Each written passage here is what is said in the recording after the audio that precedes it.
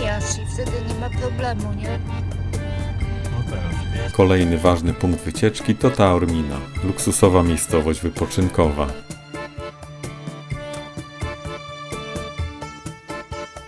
Obowiązkowym punktem do zwiedzania jest starożytny amfiteatr grecko-rzymski, którego początki sięgają III wieku przed naszą erą. Goethe podczas swojej wizyty zachwycał się jego malowniczą panoramą.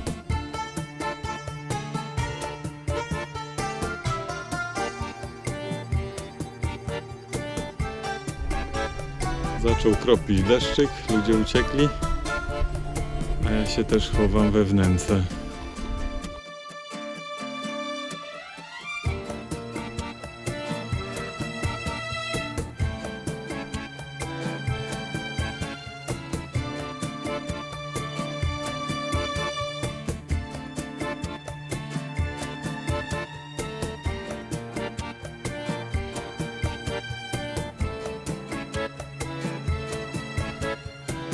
Do centrum miasta wchodzimy przez bramę mesyńską.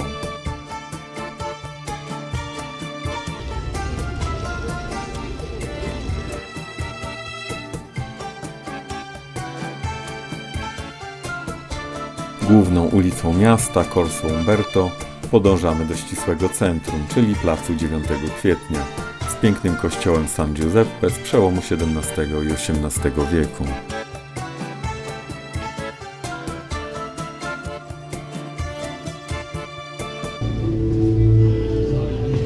Uliczka szerokości człowieka.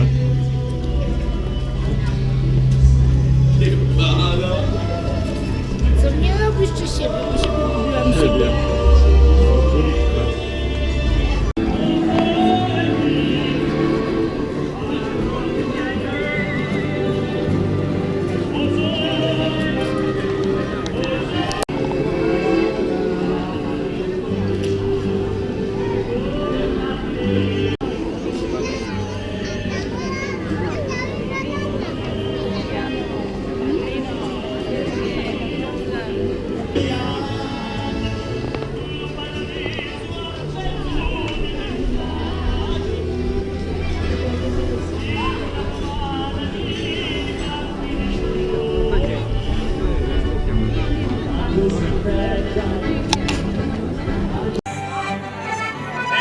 L'aria fresca, Marigliano Cristo, che bella cosa la giornata sole.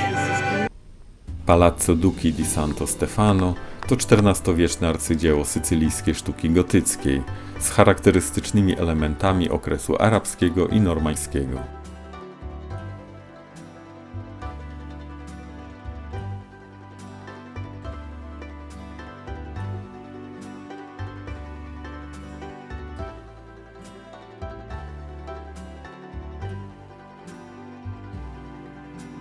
Średniowieczna katedra San Niccolò di Bari wznosi się na Piazza Duomo.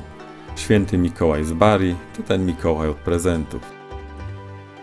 Jeżeli ktoś nabierze ochoty na wypoczynek wśród zieleni, może się udać do ogrodu Villa Comunale di Taormina, gdzie oprócz zadbanych roślin może zobaczyć złote rybki w fontannie, dosyć osowiałe papugi w klatce i piękny widok ze Skarpy na morskie wybrzeże, a jeżeli chmury nie przeszkodzą, na masyw Etny.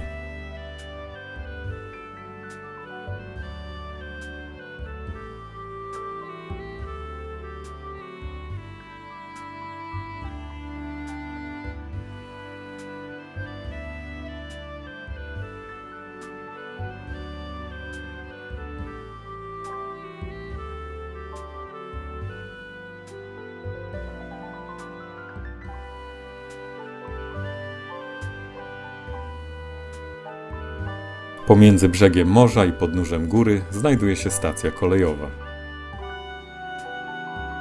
Naumachia w Taorminie to mur oporowy z cegły o długości 122 metrów. W murze widoczne są naprzemiennie duże i małe nisze. W dużych były zainstalowane fontanny, a w małych stały posągi bogów i bohaterów.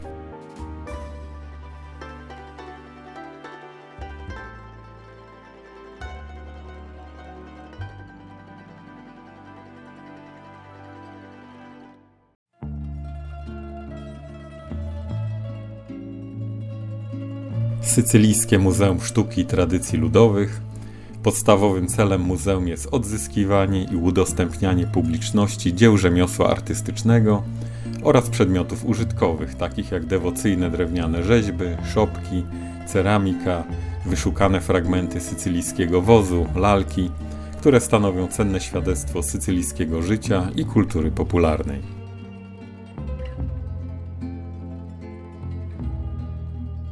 W Taorminie skorzystałem z wielopoziomowego parkingu. Wjazd i wyjazd były w kształcie ciasnej spirali, a gęste rysy na ścianie jeszcze raz potwierdziły zalety małego auta.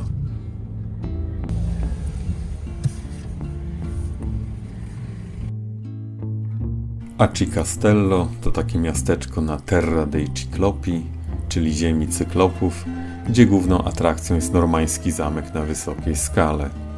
Bazaltowy cypel, na którym stoi zamek, składa się z 2 podwodnych strumieni lawy.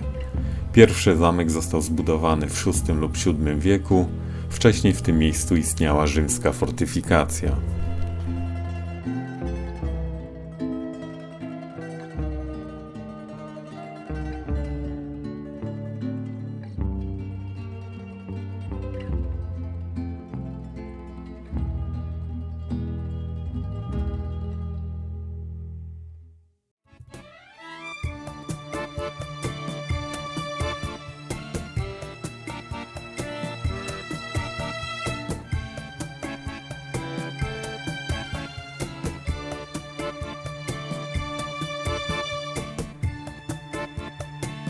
Wewnątrz można obejrzeć kilka bardzo interesujących prac miejscowego artysty Jeana Calogero.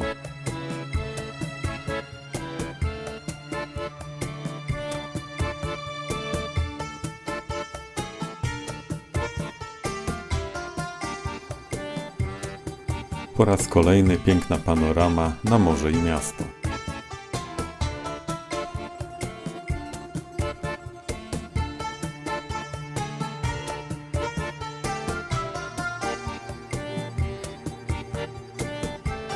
Wewnątrz murów mieści się muzeum miejskie składające się z 3 działów: mineralogii, paleontologii i archeologii.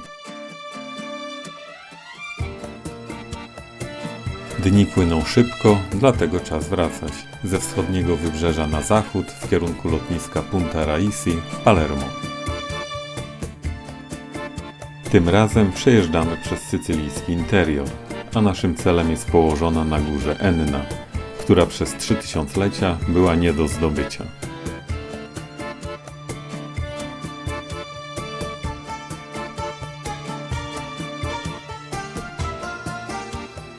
W oczy rzuca się zamek lombardzki położony w najwyższej części miasta.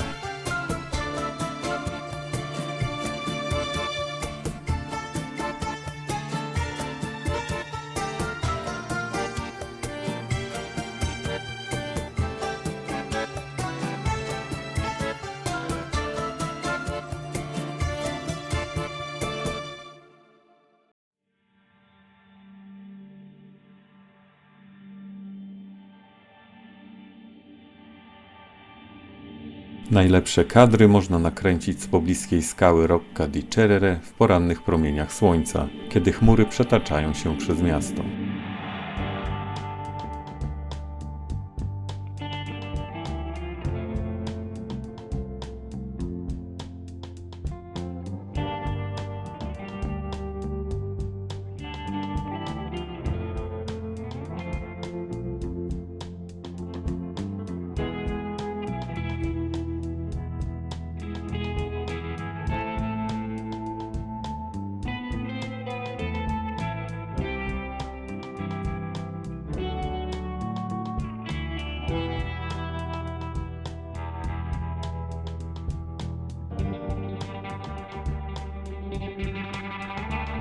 W przeciwną stronę mamy widok na dolinę, odległe pasmo górskie Monte Nebrodi i odległą Etnę. Poranek mglisty, dość wilgotny.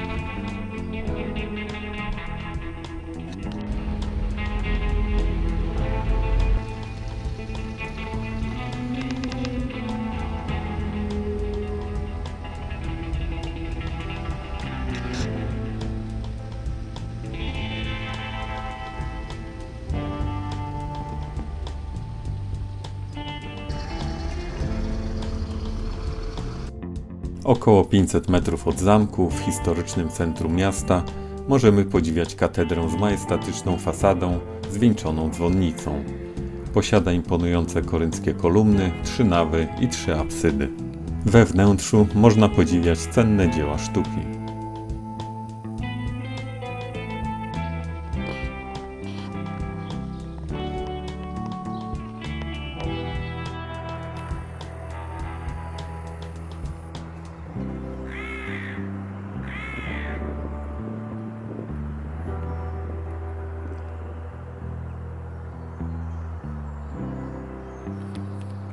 Wspaniale prezentuje się sąsiednie miasto Scala Civetta.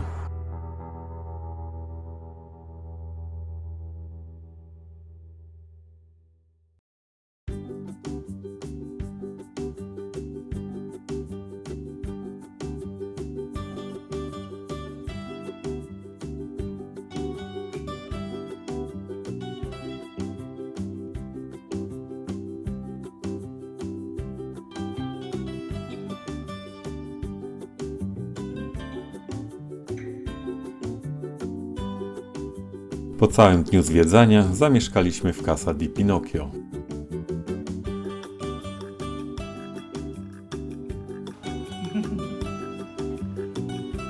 Ponieważ we Włoszech każdy jest najlepszym kierowcą i najlepszym kucharzem, musiałem również przygotować coś smacznego do jedzenia.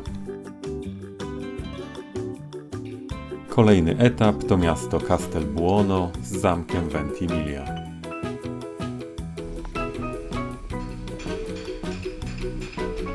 Zabytkowe miasteczko nie jest oblegane przez turystów, co sprzyja lepszemu poznawaniu prawdziwego oblicza Sycylii.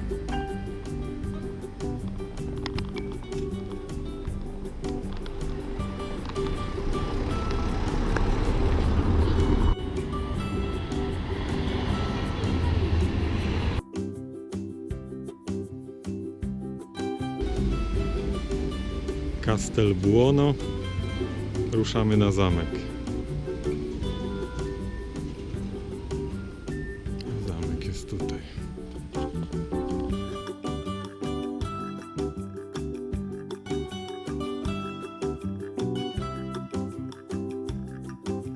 Historia zamku Ventimiglia rozpoczyna się w XIV wieku. Liczne przebudowy spowodowały, że jest mieszaniną stylów, które wpływały na całą sycylijską architekturę.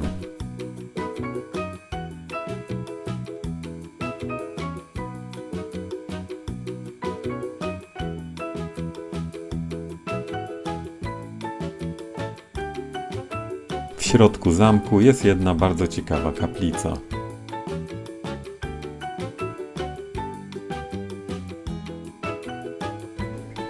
Inne wystawione eksponaty nie wzbudziły mojego zainteresowania.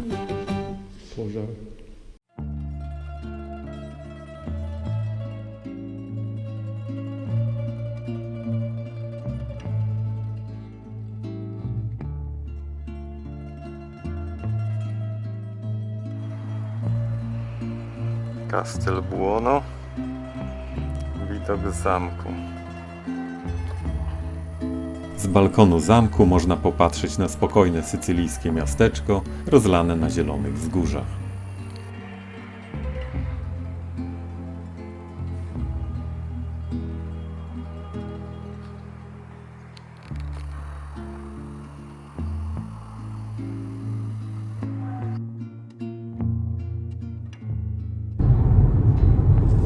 Jedziemy do Cefalu.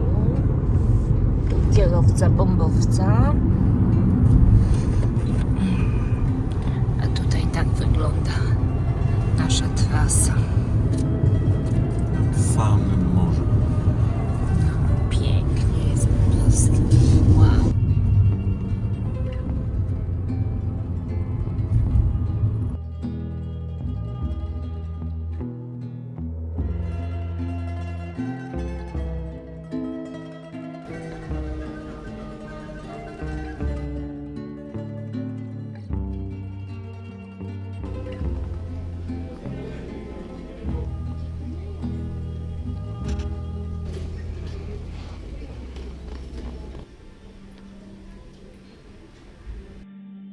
Cefalu to miasto o wyjątkowym uroku. W centrum góruje historyczna katedra. Katedra została zbudowana w latach 1131-1240. Jej budowę zlecił król Sycylii Roger II w podzięce za uratowanie życia podczas sztormu. Charakterystycznym elementem wnętrza jest bizantyjska mozaika przedstawiająca Chrystusa Pantokratora, czyli władcy i sędziego wszechświata.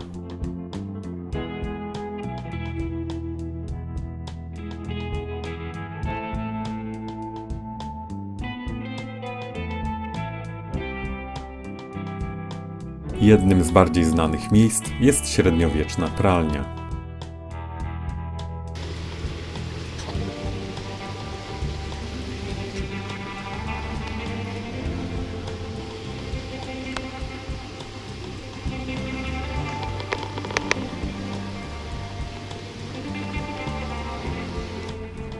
Plaża niemalże wchodzi do historycznego centrum. Wzdłuż plaży ciągnie się deptak.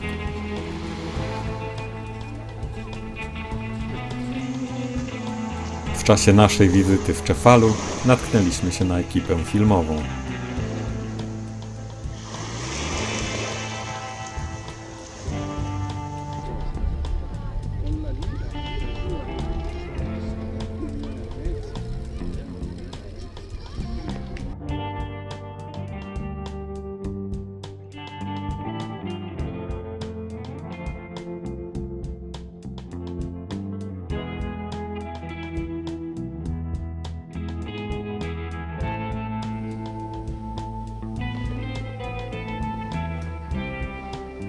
Wzgórze La Rocca góruje nad miastem.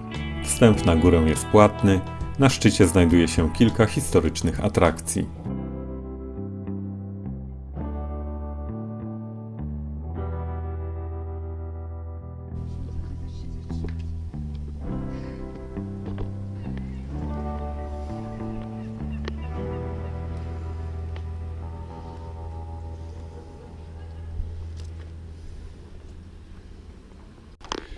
I doszliśmy na szczyt wzgórza i zamczyska.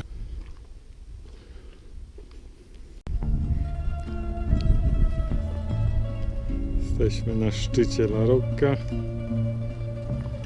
Cefalu pod nami. Jakieś górki. Z drugiej strony wzgórza rozpościera się współczesny port.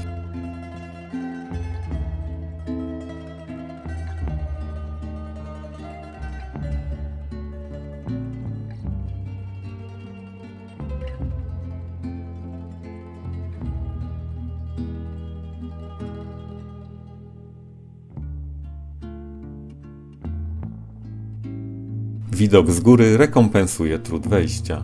W oczy rzuca się historyczna katedra i dachówki domów. Morze malowniczo otula historyczną dzielnicę.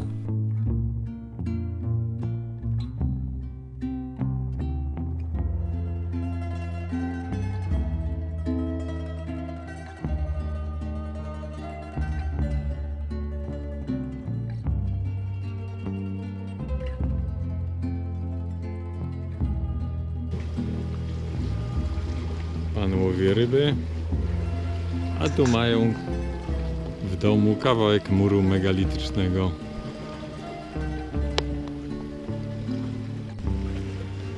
Współcześnie zamieszkane domy są posadowione na pozostałościach megalitycznego muru.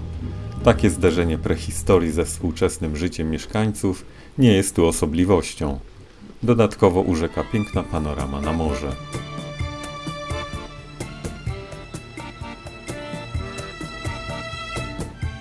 Latarnia morska wskazuje wejście do portu i ostrzega przed licznymi w tym rejonie skałami.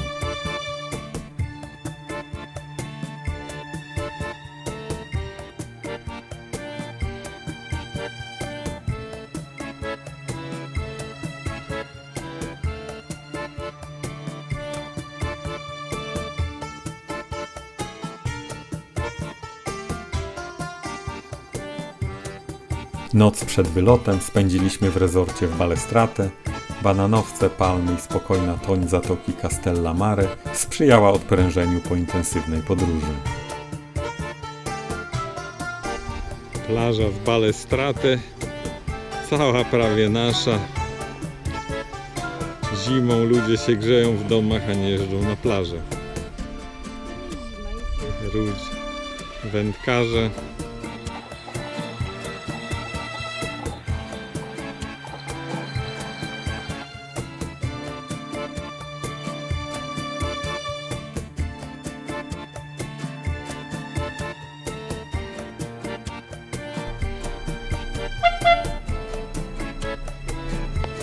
Balestrate, Piazzetta Santa Anna.